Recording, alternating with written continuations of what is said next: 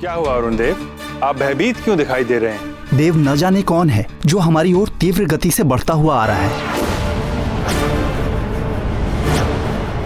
हमारी ओर?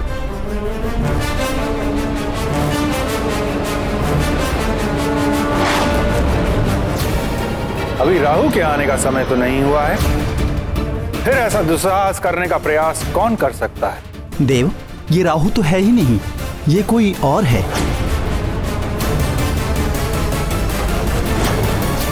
अरुण देव, कदाचित उसे ज्ञात नहीं कि तुम्हारे भ्राता गरुड़ के पुत्र संपाति ने भी ऐसा दुस्साहस करने का प्रयत्न किया था, और उसका परिणाम क्या हुआ था? उसे तो मात्र मैंने जलाया था। ये तो भस्म हो जाए, ये तो भस्म हो जाए, ये तो भस्म हो जाए। वीडियो सबसे पहले देखने के लिए हमारे चैनल को सब्सक्राइब करें और बेल आइकन दबाएं।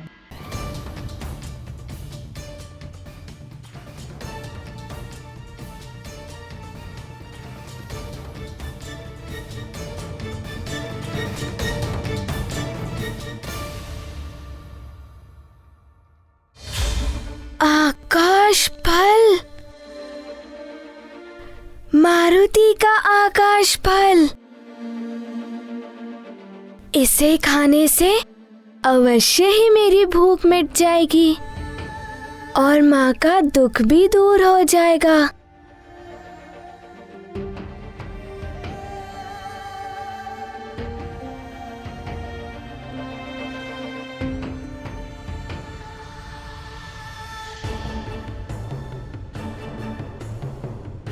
अरे, ये तो एक और गोलक आ रहा है। ये तो बड़ा भी है और चमकीला भी।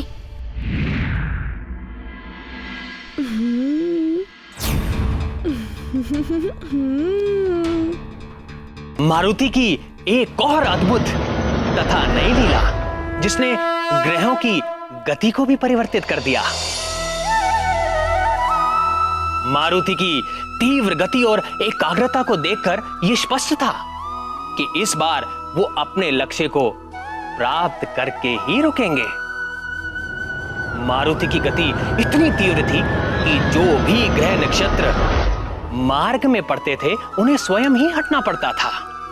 अब कौन रोकेगा मारुति की इस उड़ान को सूर्य लोक तक पहुंचने में?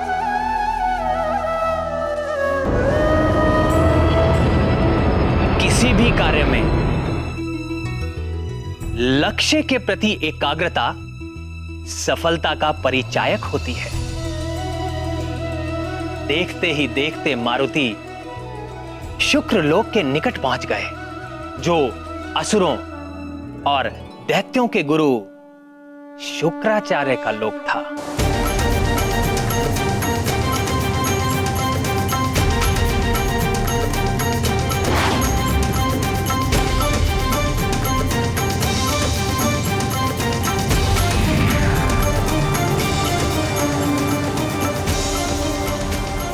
मुझ शुक्र की ओर कौन आ रहा है?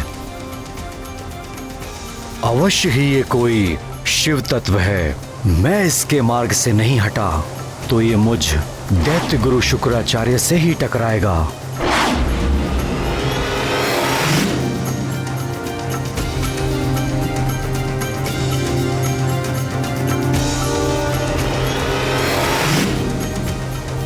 हे मुरली मनोहर, शुक्राचार्य तो महर्षि भृगु के पुत्र हैं, फिर वो दैत्य और असुरों के गुरु कैसे बन गए? प्रिय, शुक्र के पिता तो थे महर्षि भृगु, किंतु उनकी मां दैत्यराज हिरण्यकशिपु की पुत्री दिव्या थी। काल क्रम में मां और नाना के प्रभाव में शुक्र भी देव दैत्य के द्वंद्व में उलझ गए और दैत्यों के गुरु बन गए। परिणाम स्वरूप तीनों लोग शुक्र के मंगलकारी ज्ञान से दूर हो गए। आज शुक्र जैसा ज्ञानवान असुरों का हितैषी है और पूरी तरह लंकेश, रावण और मेघनाथ के साथ है, और साथ ही सदैव तीनों लोकों की आसुरी शक्तियों के विकास और एकता के लिए सक्रिय रहते हैं। ऐसा कोई दैत्य असुर राक्षस नहीं है जो उनके कथन का उल्लंघन कर सके। अपने दंड विधान से और नीति ज्ञान से ये देवताओं में भी अपना प्रभाव रखते हैं और देवता भी इनके तप और योग बल को महत्व देते हैं।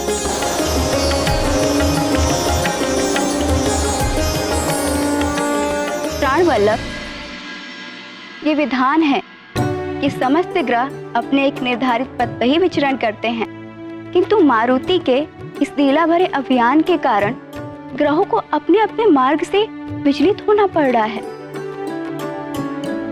इसका प्रभाव तो सृष्टि पर भी पड़ेगा। अवश्य पड़ेगा प्रिय। ग्रहों की दशा और दिशा बदलने का प्रभाव मनुष्य से लेकर प्रकृति तक सब पर पड़ता है। बुध ग्रह के साथ तो और भी बड़ी समस्या थी। वो भूतल के अधिपति माने जाते हैं। जब वो अपने मार्ग से विचलित होते हैं तो पृथ्वी पर अनेक प्रकार की आपदाएं आती हैं, जैसे आंधी, अतिवृष्टि एवं अकाल। मारुति अपनी उड़ान में बुध ग्रह की ओर बढ़ रहे थे।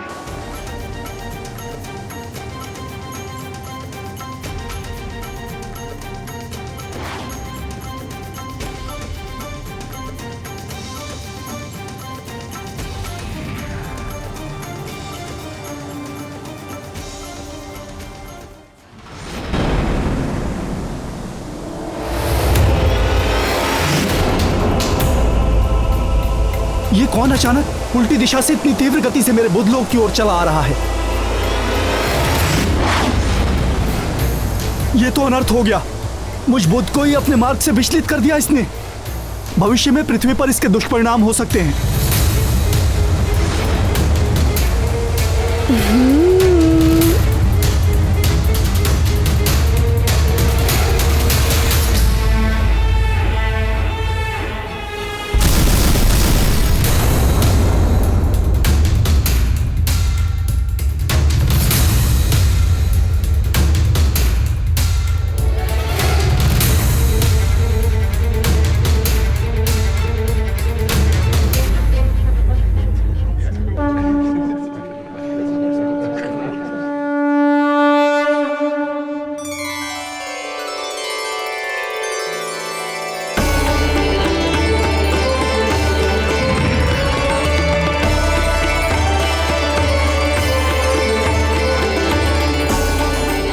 प्रणाम सूर्यदेव।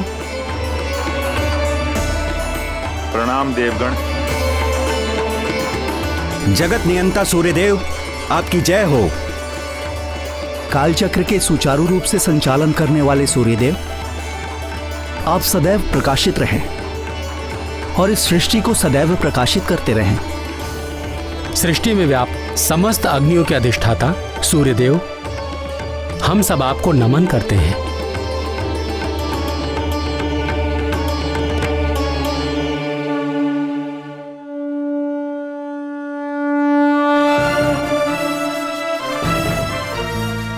अग्निदेव, वरुण देव, कालदेव और अन्य उपस्थित देवगण, आज पुनः वो समय आ गया है जब राहु मुझे ग्रसने वाला है। ये दरबार जो मेरी किरणों पर टिका हुआ है, सदैव काल क्रम के अनुसार चलता रहता है।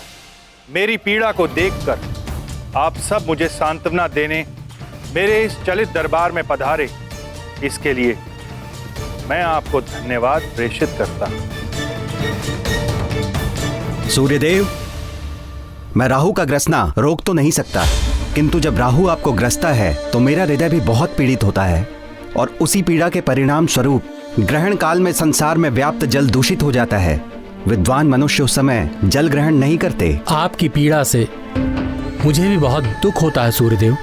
इसीलिए सृष्टि में स्थित समस्त प्रकार की अग्नियां मंद पड़ जाती हैं और यही कारण है कि ज्ञानी मनुष्य उस काल में भोजन आदि नहीं बनाते। सूर्यदेव, आपके इस दुख में हम भी आपके साथ होते हैं। इसीलिए तो सूतक से मोक्ष तक का ये काल अशुभ माना गया है और उस काल में कोई भी शुभ कार्य नहीं होता है इस संसार में।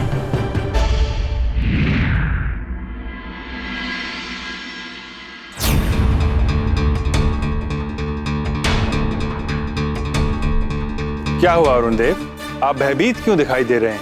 देव, न जाने कौन है जो हमारी ओर तीव्र गति से बढ़ता हुआ आ रहा है। हमारी ओर?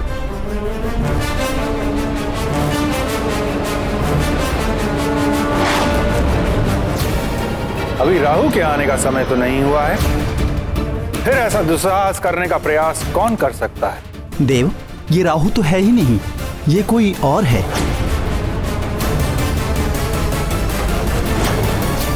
अरुण देव, कदाचित उसे ज्ञात नहीं कि तुम्हारे भ्राता गरुड़ के पुत्र संपाति ने भी ऐसा दुस्साहस करने का प्रयत्न किया था, और उसका परिणाम क्या हुआ था?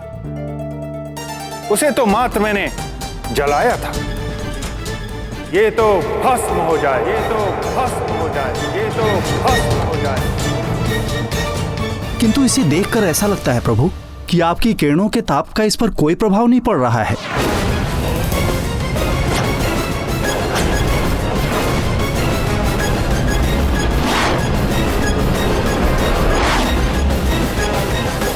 निकट तो आने दीजिए अरुण देव, फिर देखते हैं उस पर मेरे ताप का प्रभाव पड़ता है या नहीं।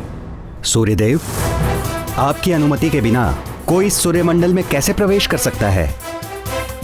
कदाचित उसे ज्ञात नहीं है कि इस सूर्यमंडल की रक्षा मैं कर रहा हूं। मैं वरुण देव, महाशक्तिशाली। जब मैं कुपित होता हूं तो संसार ही नहीं, समस्त सृष्टि जलमग्न हो जाती है। प्रलय मचा देता हूं मैं, प्रलय। सूर्यदेव, सूर्यमंडल में प्रवेश करने से पूर्व उसे मुझ अग्निदेव का सामना करना होगा। ये समस्त संसार जीवित है तो मुझ अग्नि की कृपा से हविष्य से देह तक, काष्ठ से लौह तक मैं सब जला देता हूँ। वो जो भी है मेरी शक्ति के समक्ष 2 पल भी नहीं टिक पाएगा। नारायण नारायण।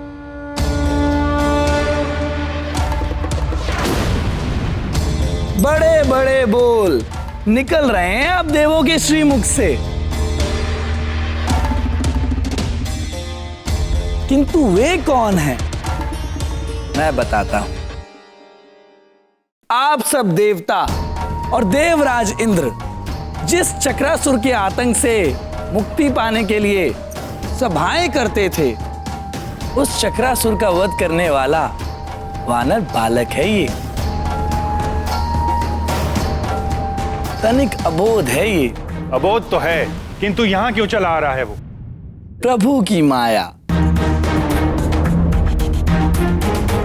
इस वानर बालक की बुद्धि को ना जाने क्या हो गया है सूर्यदेव। मुझे तो लगता है कि ये आपको आकाश फल समझकर अपना आहार बनाने के लिए आ रहा है।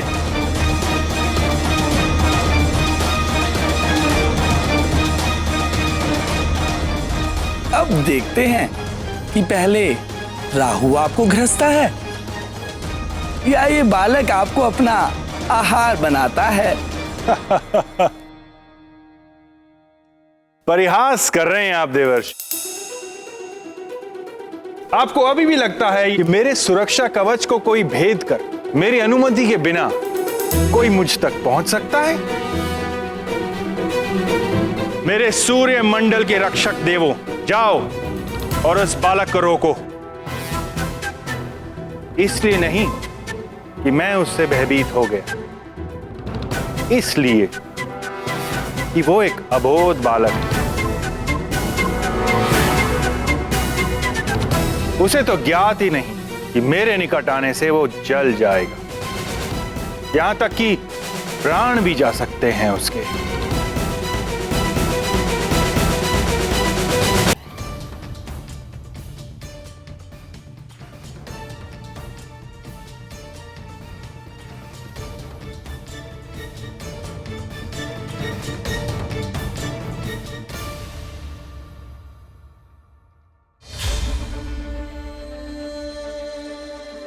हाँ? ये बड़े बड़े शिलाखंड मारुति इन्हीं को अपनी गति बढ़ाने का माध्यम बनाएगा।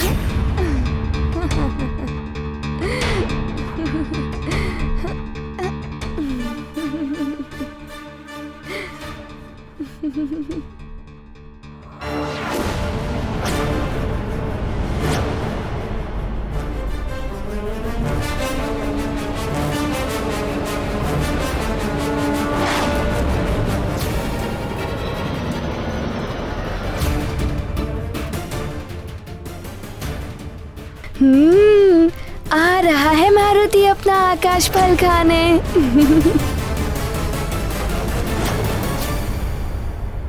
सूर्यदेव, वो वानर बालक अबोध हो या उद्दंड, किंतु एक बात निश्चित है, उस वानर बालक के पास मायावी शक्तियां हैं, जिस कारण उसने चक्रासुर को मार गिराकर यहां आने का दुस्साहस किया।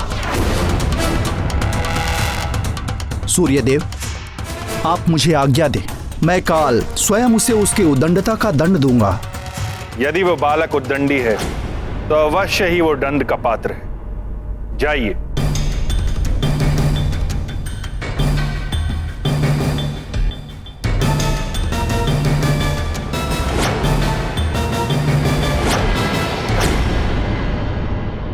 सूर्यदेव, आपका सुरक्षा कवच तो अभेद है, कौन भेद पाएगा इसे?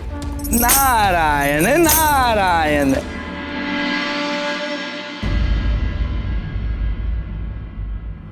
नमस्ते सर्वदेवानां शक्तिस्त्वं सत्यमास्थिता साक्षिभूता जगद्धात्री निर्मिता विश्वयोनिना एकतः सर्वसत्यानि तथा नृत्यशतानि च धर्माधर्मकृतां मध्ये स्थापितासि जगद्विते त्वं तुले सर्वभूतानां प्रमाणमिह कीर्तिता मातोलयन्ति संसारदुद्ध्वरस्व नमोऽस्तु ते योऽसौ तत्त्वादिपो देवः पुरुषः पञ्चविंशकः स एकोधिष्ठितो देवि त्वयि तस्मान्नमो नमः। नमो नमस्ते गोविंद तुला पुरुष संज्ञक त्वं हरे तारयस्वास्मान् स्मात् संसार कर्दमात्। महाराज, राजन, अब आप इस सामग्री को स्पर्श करें और इसे प्रजाजनों में बंटवाने का प्रबंध कीजिए।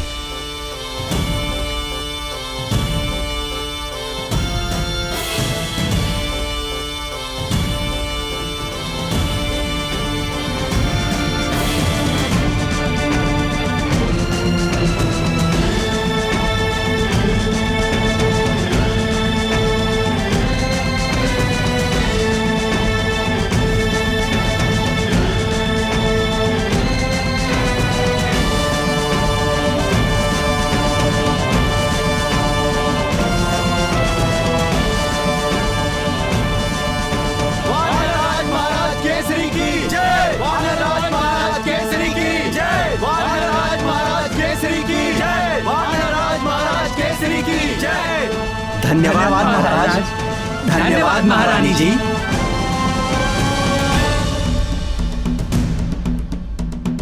राजन, अब आप यज्ञ आरंभ करने हेतु यज्ञ मंडप में पधारे। जी पुरोहित जी। महारानी, आप जाकर हमारे पुत्र मारुति को भी ले आइए, उससे भी यज्ञ में आहुतियां डलवा देंगे। यदि उसे जगा दिया तो वो अवश्य ही भोजन के लिए हट करेगा। आप जाकर हमारे पुत्र मारुति को भी ले आइए, उससे भी यज्ञ में आहुतियां डलवा देंगे। किंतु महाराज, मारुति तो अभी सो रहा है। ये आप क्या कह रही हैं महारानी जी? युवराज मारुति अभी तक सो ही रहे हैं। हाँ, किंतु आप इस प्रकार क्यों पूछ रहे हैं? महारानी जी, ग्रहण काल में सोना तो पूर्णतया वर्जित है। भाग्य भी सो जाता है। इस समय में मात्र पूजा, यज्ञ, दान आदि ही करना चाहिए। सुमेरु के युवराज का ग्रहण काल में सोना अशुभ एवं अनर्थकारी हो सकता है।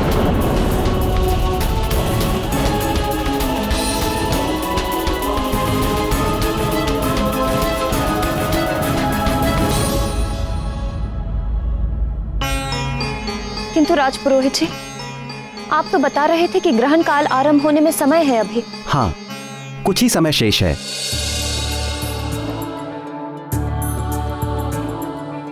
आपका बहुत बहुत आभार राजपुरोहित जी, समय रहते आपने बता दिया। मैं अभी जाकर मारुति को जगा लाती हूँ।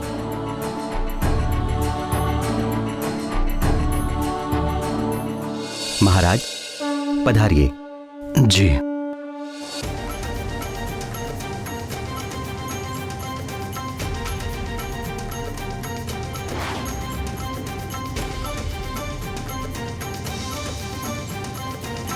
ऐसे और भी मज़ेदार वीडियो के लिए हमारे चैनल को लाइक, शेयर और सब्सक्राइब करें।